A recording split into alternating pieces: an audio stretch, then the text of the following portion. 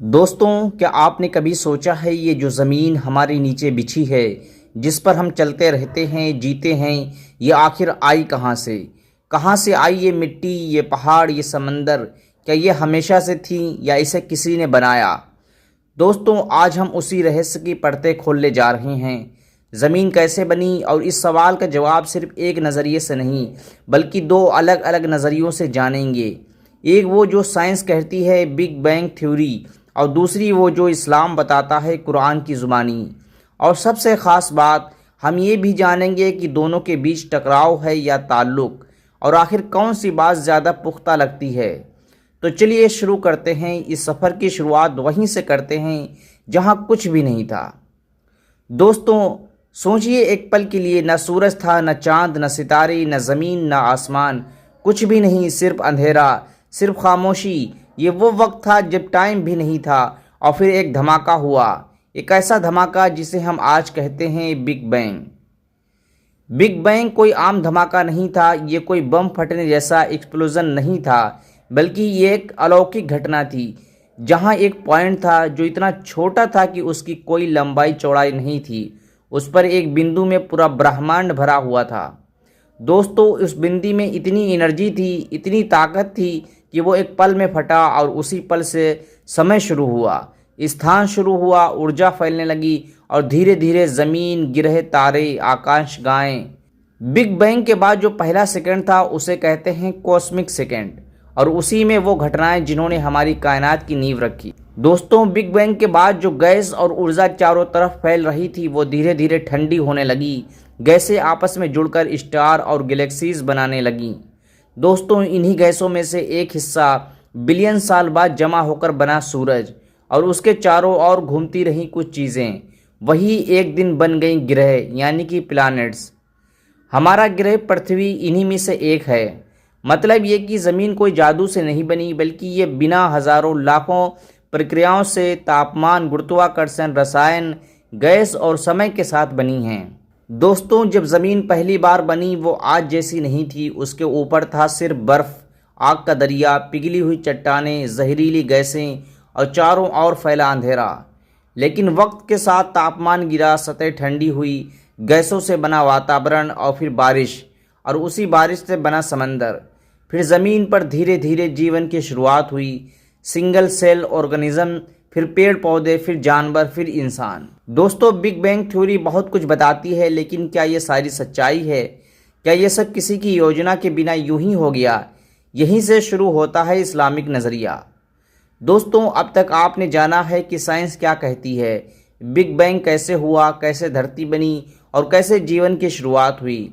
लेकिन अब सवाल उठता है, क्या सिर्फ साइंस ही सच है?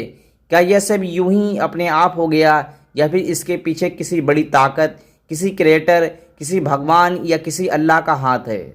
दोस्तों, आज हम चलेंगे कुरान की तरफ, जो इस कायनात की सबसे रहस्यमय किताबों में से एक किताब मानी जाती है। क्या कुरान में बिग बैंग का जिक्र है? आपको सुनकर अजीब लगेगा, लेकिन कई मुस्लिम स्कॉलर और साइंस के जानकार कहते हैं कुरान में 1400 साल पहले ही बिग बैंग जैसा जिक्र हो चुका है। सूरह अल अंबिया आयत नंबर 21। क्या जिन्होंने इनकार किया वो नहीं जानते थे कि आकाश और पृथ्वी एक साथ जुड़े हुए थे, फिर हमने उन्हें अलग कर दिया और जीवित चीज़ को पानी से बनाया। दोस्तों, ये कितना मिलता जुलता है बिग बैंग से। आकाश और पृथ्वी जुड़े थे, यानी सिंगुलैरिटी। फिर हमने उन्हें अलग किया, यानी कि एक्सपेंशन। फिर जीव को पानी से बनाया, यानी लाइफ का ओरिजिन। अब सोचिए, 7वीं सदी में कोई इंसान ये कैसे जान सकता था? दोस्तों, कुरान में कई जगहों पर बताया गया है कि अल्लाह ने ज़मीन और आसमान को 6 दिनों में बनाया।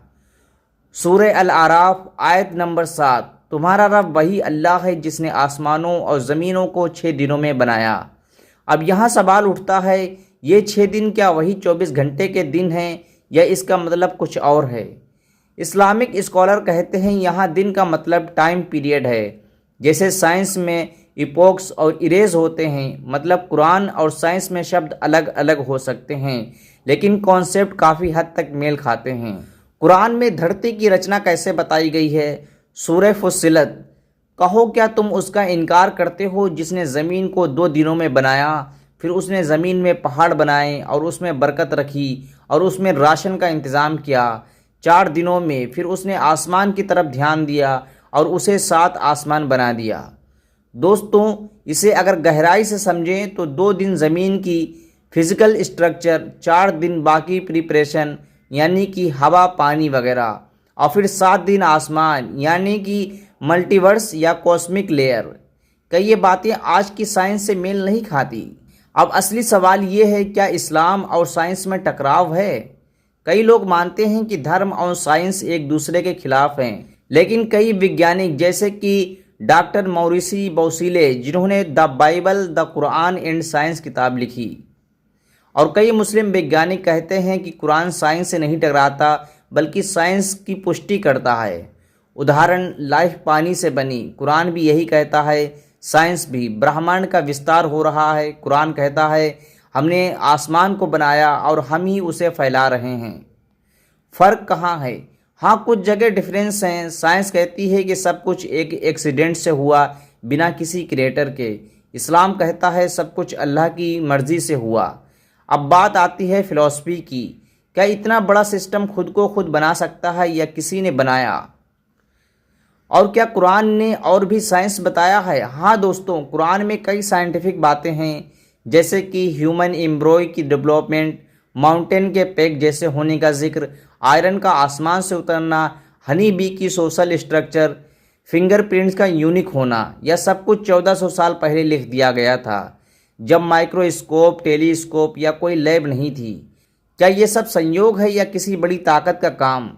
दोस्तों, हमने अब तक 2 चीज़ें समझी, एक बिग बैंग और साइंस का नज़रिया, दूसरा इस्लाम और कुरान की बारीकियाँ। अब सवाल ये है, क्या ये दोनों सच हैं या इनमें से कोई एक ज़्यादा मजबूत है? दोस्तों, साइंस की सबसे बड़ी ताकत है फैक्ट, एक्सपेरिमेंट और लॉजिक। साइंस ने हमें सिखाया कैसे ब्रह्मांड बना, कैसे ग्रह, तारे और ज़मीन बनी, कैसे इंसान बना, और ये सब कुछ जांच पड़ताल और प्रूफ के साथ। लेकिन साइंस की एक कमज़ोरी भी है, साइंस हर बात का जवाब नहीं दे सकती। मिसाल के तौर पर, बिग बैंग से पहले क्या था, एक्सप्लोजन कैसे हुआ, कौन सी ताकत ने उस बिंदु में सब कुछ भर दिया, ज़िंदगी में मकसद क्या है, यहाँ साइंस चुप हो जाती है। इस्लाम की ताकत क्या है? इस्लाम कहता है हर चीज़ को एक क्रिएटर ने बनाया, जैसे कि अल्लाह। उसने ही ज़मीन बनाई, उसी ने कायनात की शेप दी और उसी ने इंसान को समझ और दिल दिया। दोस्तों, कुरान सवाल नहीं उठाता बल्कि सीधे जवाब देता है। फिर क्या तुम सोचते नहीं, क्या ये सब यूं ही बना? क्या तुम समझते नहीं कि ये एक योजना है? क्या दोनों में मेल हो सकता है? हाँ, बिल्कुल हो सकता है। कई मुस्लिम वैज्ञानिक कहते हैं कि साइंस तरीका बताती है और इस्लाम पर्पोज बताता है। मिसाल के तौर पर, साइंस कहती है धरती गैस और चट्टानों से बनी, इस्लाम कहता है अल्लाह ने उसे बनाने का आदेश दिया। मतलब प्रोसेस अलग अलग हो सकते हैं पर फाइनल ट्रूथ एक हो सकता है। आखिर बात करते हैं कि कौन ज़्यादा अपनी बात में पुख्ता है। अब सवाल आता है किसकी बात ज़्यादा दमदार है। तर्क के आधार पर तो सोचें तो साइंस कहती है सब कुछ अनायास हुआ, कोई क्रिएटर नहीं है, सिर्फ एलिमेंट और रिएक्शन की वजह से ये सब कुछ हुआ। इस्लाम कहता है हर चीज़ किसी योजना से बनी है, जैसे एक किताब को लेखक लिखता है वैसे ही इस ब्रह्मांड को भी किसी ने बनाया है।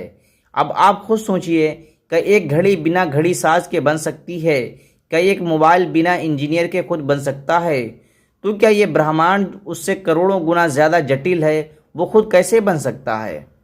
दोस्तों, अब तक जो हमने सीखा उसे एक लाइन में कहें तो साइंस बताती है कि ज़मीन कैसे बनी और इस्लाम बताता है कि क्यों बनी। दोनों ज़रूरी हैं। अगर सिर्फ साइंस हो तो हमारे पास मशीनें होंगी पर मकसद नहीं, और अगर सिर्फ धर्म हो तो हमारे पास इरादा होगा पर दिशा नहीं। इसलिए ज़रूरत है कि हम साइंस से सीखें और धर्म से समझें। और आखिर में दोस्तों, ज़मीन सिर्फ एक मिट्टी का टुकड़ा नहीं है, ये ताकतवर क्रिएटर की सबसे खूबसूरत कारीगरी है और हमें उसका शुक्रगुजार होना चाहिए, क्योंकि उसने हमें ना सिर्फ ज़मीन दी बल्कि सोचने की समझ भी दी। बिग बैंग ने ब्रह्मांड की शुरुआत की, ये साइंस का नज़रिया है। कुरान कहता है अल्लाह ने ज़मीन और आसमान बनाए। दोनों में शब्द अलग अलग हैं पर इरादा एक ही है, क्रिएशन का प्रोसेस और उसका मकसद। अब आपसे सवाल है, क्या अब भी लगता है कि ये सब कुछ यूं ही हो गया, या अब आपको लगता है कि किसी ने बनाया होगा? दोस्तों, अगर आपको ये डॉक्यूमेंट्री पसंद आई हो तो हमारी इस वीडियो को लाइक करें और हमारे इस चैनल को सब्सक्राइब करें और इस वीडियो को ज़्यादा से ज़्यादा अपने दोस्तों तक शेयर कर सकें।